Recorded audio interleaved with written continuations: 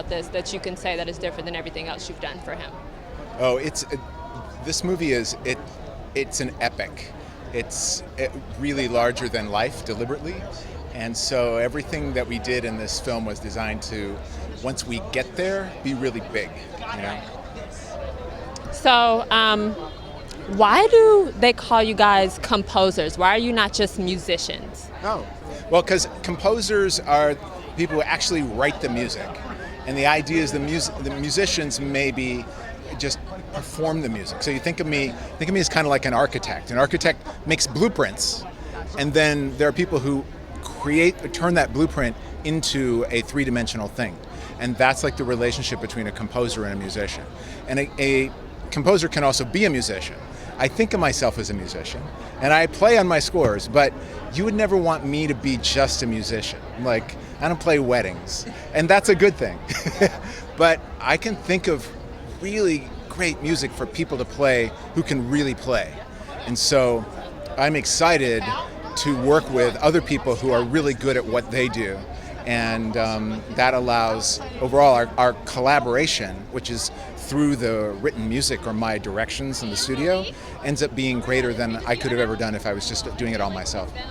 So you spoke of, not just being a quote-unquote musician, but when you sit down and you have a movie like Nope for Jordan Peele, what are you thinking about when you're actually starting to compose? Oh, well, first you're thinking about what the director's vision is for the film, because a director would have not only a visual vision, but also a sonic vision. And that sonic vision might be certain instruments, or it might be, and most often is, a certain vibe, an emotion or something like that. In the case of Jordan, he was talking about a bad miracle.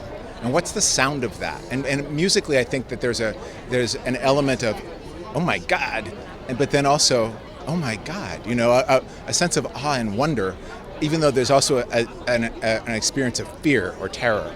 And what is music that can create both of those, or help you feel both of those, in quick succession? So we started there. We also started with a piece of music that I had written that Jordan liked, that I had no idea would ever be in a film. But he was inspired, something about it inspired him in a certain scene. And so from that conversation and the conversation about emotions of what the film was about and the size of the film and how big it has to become, you end up, but then there comes a point where you just have to make something up. And you just have to, say, here you go, here's what I think that sounds like, and get some feedback. And then we go back and forth, and we go from there. So what was your favorite piece from the movie thus far that you did? God, I really, it's like asking you to pick your favorite child. You can't do that.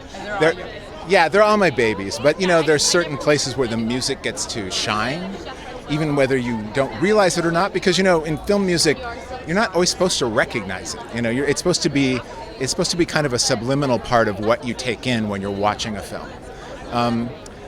But there's a moment where they're preparing their plan, where the music is very important, and then in the last half of the film, where everything really goes down, there's some pretty big music, and I spent a lot of time on those things, and I think I have not yet heard them in IMAX, so I'm really looking forward to hearing it in as the sound system that's larger than life, as well as the music and the movie.